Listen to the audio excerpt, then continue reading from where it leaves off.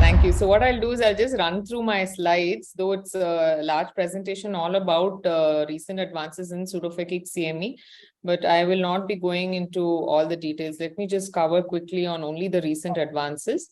So we all know pseudophakic CME can be quite disappointing. But how big is the problem really? Clinical CME, at least 2% of uncomplicated surgeries, and angiographic CME is seen in 20% of the patients. And what is important is that those patients with diabetes,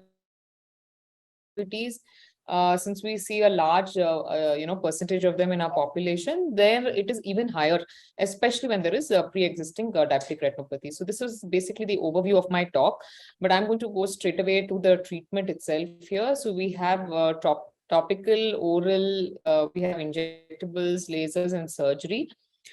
This is a chart of all the different topical medications that's available.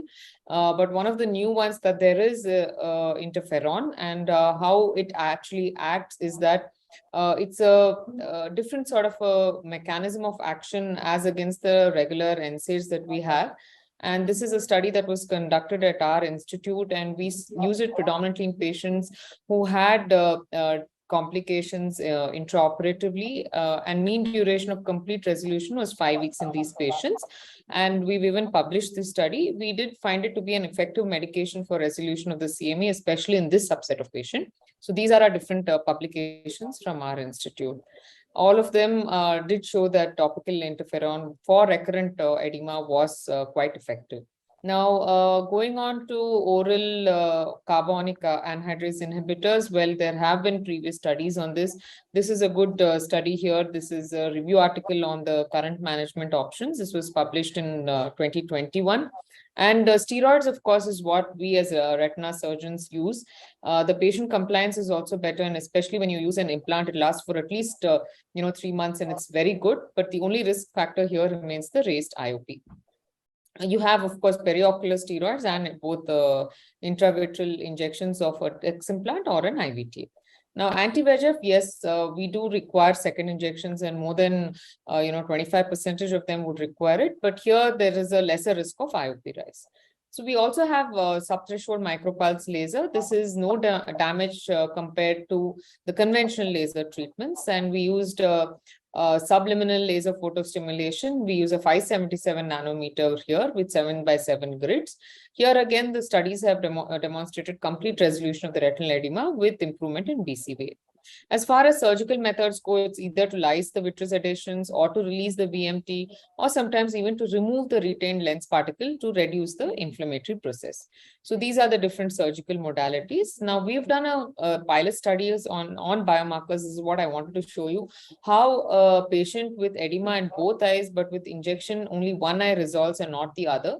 This is why we were prompted to do a study on the biomarkers, and we wanted to look at the different mediators in inflammation itself. What we did was to quantify the soluble factors in aqueous humor. We collected the samples, sent it to our grow lab, which is situated in one of our centers, and we basically take out these solutes and run them through to see what is the predominant biomarker that is there in a particular patient. So this basically helps us to customize treatment for these patients. So if a patient has higher pro-inflammatory biomarkers, we treat them with anti-inflammatories like steroid.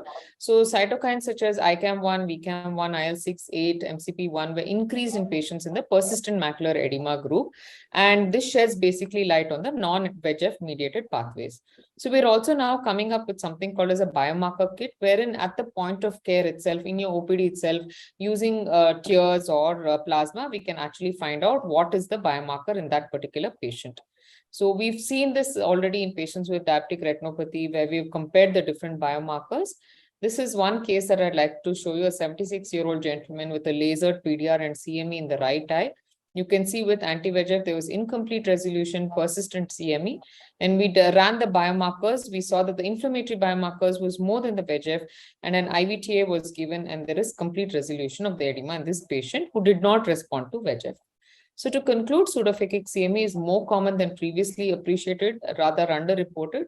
That's because we have advances in both OCT and Opta technology that allows non-invasive detection, quantification, and monitoring. High-risk population should be screened actually ahead of the development of vision loss. Therefore, we can give them better outcomes with prompt treatment. Prophylactic treatment is there with improved techniques in cataract surgery itself. There is reduced risk of CME. We should take enough care to prevent vitreous loss in these patients. Perioperative NSAIDs, avoidance of the use of topical PGAs, we know have a high risk for CME. There's a significant need for newer topical IOP lowering options so that we don't risk CME in these patients. And of course, customized treatment options with the use of biomarker kits. So when to refer to retina, I'm not going to elaborate on this, but this is a rather important slide. Thank you so much. Excellent presentation, Dr. Chaitra. There's so many new things we have learned from your presentation.